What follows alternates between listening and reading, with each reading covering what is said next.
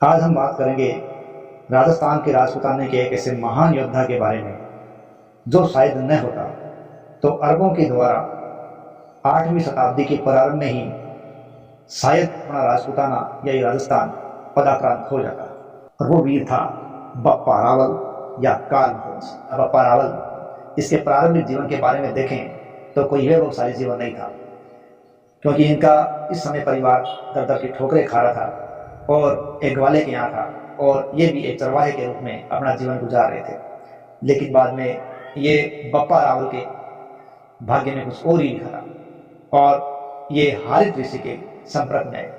हारित ऋषि की संपर्क के कारण इनको त्याग और तपस्या से, हारित ऋषि के त्याग और तपस्या से इनको आशीर्वाद प्राप्त हुआ। इस आशीर्वाद के अंदर हारित ऋषि ने आशीर्वाद दिया कि एक दिन आप मेवाड़ का राज्य प्राप्त करोगे, और उसी आशीर्वाद के द्वारा कहते हैं मेवाड़ का राज्य इनको प्राप्त हुआ।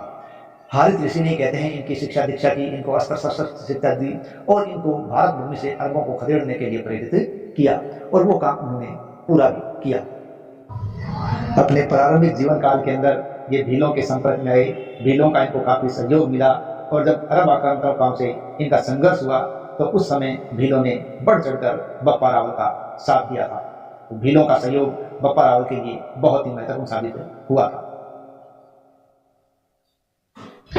उस समय शायद ही कोई सोच सकता था कि एक चरवाहे का काम करने वाला ये एक लड़का आगे जाकर इस भारत भूमि के भाग्य का एक उदय करेगा और राजस्थान के रजवाड़े का यानी राजपूताने का नाम रोशन करेगा और ये अरब आक्रांताओं से इस आक्रांत होती भूमि को बचाएगा। बप्पा ने अपने कुल की बजाय एक नई राजवंश को खड़ा किया और ये मेवाड़ राजवंश खड़ा हुआ, जिसके अंतर्गत तात्कालिक देखें तो अजमेर, जैसलमेर जैसी रियासतें भी इसके अंदर शामिल थी और चित्तौड़ को इन्होंने अपनी राजधानी का दर्जा दिया। इस समय सिंध में अरबों का शासन आ चुका था। ऐसा माना जाता है कि श्रीलंका के राजा ने अरब के राजा को कुछ उपहार और भेंट भेजे थे, लेकिन सिंध के लुटेरों के द्वारा इन उपहारों को लूट लिया गया, जिसके कारण ये अरब तक नहीं पहुंच पाए। तो इराक के शासक अल हज्जाज ने सिंध के शासक राजा दाहिर से इन लुटेरों को पकड़ने की और उपहार की मांग की थी, लेकिन राजा दाहिर ने ऐसा करने से मना कर दिया। इसलिए इराक का अल हज्जाज नाराज हो गया और उसने अपने भतीजे मीर कासिम को यहाँ आक्रमण करने के लिए भेजा, और मीर कासिम सिंध तक आया। उसने राजा दाहिर को हराया और उसकी 2 बेटियों को बंधक बनाकर अल हज्जाज के पास पहुंचा दिया था। तो ये ऐसा अरबी साम्राज्य अब यहाँ स्थापित हो चुका था, लेकिन मेवाड़ की भूमि पर भी इसकी रक्षा करने वाला वीर पैदा हो चुका था।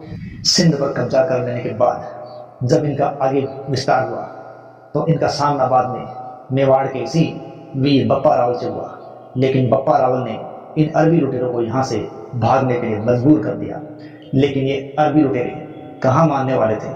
कुछ समय बाद ये पुनः लौट के आए, लेकिन एक बार फिर मेवाड़ की भूमि के इस वीर पुत्र ने इनको दोबारा यहाँ से भागने के लिए मजबूर कर दिया और इस भारत भूमि से उनको खदेड़ दिया। लेकिन इस बार बप्पा रावल तीसरी बार इन अरबों को मौका देने के लिए तैयार नहीं था। इसलिए कहते हैं बप्पा रावल अपनी फौज को लेकर अब खुद ही उनकी तरफ आगे बढ़ा, और इतना आगे बढ़ा कि कहते हैं कि वो भारत की इस वर्तमान की सीमा को पार करता हुआ अफगानिस्तान के कंधार, ईरान की सीमा तक पहुंच गया और अपना प्रभुत्व जताया। कहते हैं कि वर्तमान का जो रावलपिंडी पाकिस्तान का क्षेत्र है वो बप्पा रावल का ही बसाया हुआ है, और इसी के नाम से उसका नाम आज भी रावलपिंडी के नाम से जाना जाता है। 712 ईस्वी में जब मोहम्मद बिन कासिम ने सिंध पर कब्जा किया था, तब उसके बाद उसने सेंधुओं को हरा दिया, साथ ही साथ मौर्यों को भी यहाँ से नेस्तनाबूद कर दिया था। लेकिन उन्हीं से लोहा लिया बाद में मेवाड़ के सुरवीर बप्पा रावल ने। अब अरबों की सेनाएं मालवा, गुजरात, मारवाड़ आदि क्षेत्रों में आगे बढ़ने लगी, लेकिन पश्चिमी राजस्थान के अंदर इस समय भी एक महान शक्ति थी, वो थी गुज्जर प्रतिहार। और गुज्जर प्रतिहारों का इस समय शासक था नागभट्ट। तो नागभट्ट ने भी अपने शौर्य का प्रदर्शन करते हुए मालवा के क्षेत्रों से इनको बाहर खदेड़ दिया, और मेवाड़ के अंदर यही काम बप्पा रावल के द्वारा किया गया और अरबों को आसपास के क्षेत्रों से खदेड़ दिया गया। हालांकि इस समय अरब कोई कम शक्तिशाली नहीं थे, क्योंकि अरबों का इस समय का जो साम्राज्य था वो एक बड़ा विशाल साम्राज्य था, क्योंकि इन लोगों ने इस वक्त तक स्पेन, मिस्र, ईरान यानी पारसिया इस साम्राज्य को भी पदाक्रांत करके अपने अधीन कर लिया था।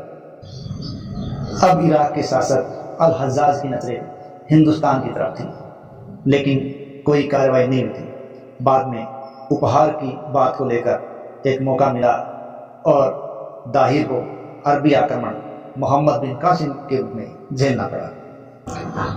मोहम्मद बिन कासिम ने उत्तर पश्चिम भारत की सीमा से सिंध की तरफ प्रवेश किया।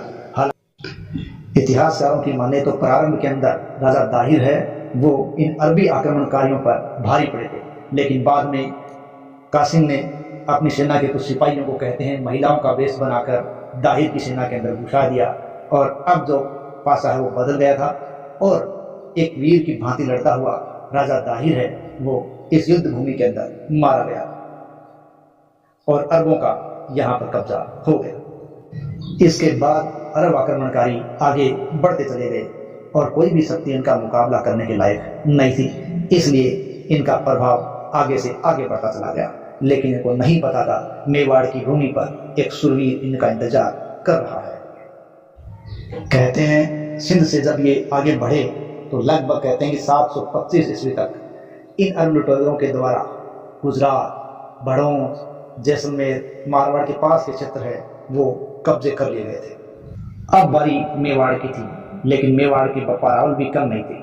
उन्होंने युद्ध की पूरी तैयारी कर ली और आसपास के जो राजा हार चुके थे उनको भी जीत का आश्वासन देकर अपनी ओर मिलाकर अपनी ताकत को और बढ़ाने में कामयाबी प्राप्त कर ली थी। इस विजय अभियान की शुरुआत में कहते हैं बप्पा रावल ने सबसे पहले कब्जा किया चित्तौड़ को, और चित्तौड़ को अपने राज्य की राजधानी बनाया, अर्थात मेवाड़ की राजधानी बप्पा रावल के समय बनी चित्तौड़, जो लगभग 734-35 के आसपास घटना मानी जाती है। राजपुताने की इस भूमि पर जो हार चुके राजा थे, जैसलमेर, मारवाड़ के शासकों ने बप्पा रावल का साथ दिया।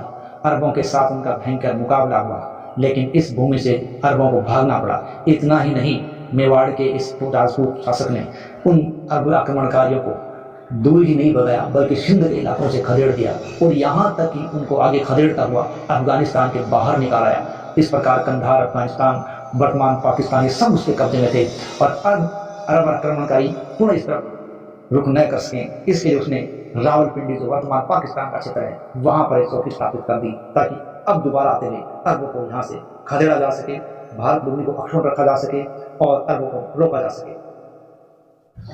माना जाता है बप्पा रावल का साम्राज्य ईरान तक पहुंच गया था और उस समय के अरबों के साम्राज्य के रेगिस्तान को छूने लगा था। माना जाता है इनकी विशाल शक्ति और विशाल साम्राज्य के कारण बाद में अरब आक्रांताओं ने इधर आना उचित नहीं समझा और उनका इधर बार बार का रोजमर्रा का आक्रमण बंद सा हो गया और अपने राज्य को जब मेवाड़ के इस राजा ने सुरक्षित कर दिया और चहूं और अपनी विजय पताका फहरा दी तो संन्यास लेने का निश्चय कर लिया, क्योंकि अपने राज्य को स्थायित्व प्रदान कर चुके थे, जहां शांति स्थापित कर चुके थे। जब इन्होंने संन्यास लिया और अपने पुत्र को गद्दी दी तब लगभग इनकी आयु 58 वर्ष की थी, लेकिन लगभग 97 वर्ष की आयु में जब इनका निधन हुआ तो भारत भूमि के अंदर इस प्रकार का योद्धा मिल गया। लेकिन जाते जाते बप्पा या कालभोज अपने पीछे एक ऐसा विशाल साम्राज्य छोड़ गए या एक ऐसा वंश छोड़ गए जो न केवल भारत का बल्कि दुनिया का भी सबसे लंबे समय तक एक ही समय एक ही क्षेत्र पर राज करने वाला वंश बना। ऐसा माना जाता है गुहिल या सिसोदिया राजवंश जो मेवाड़ में स्थापित हुआ था वो लगभग विश्व का सबसे लंबे समय तक एक ही स्थान पर राज करने वाला वंश माना गया है। तो ऐसे इस वंश को स्थापित करने का श्रेय दिया जाता है मेवाड़ के बप्पा रावल।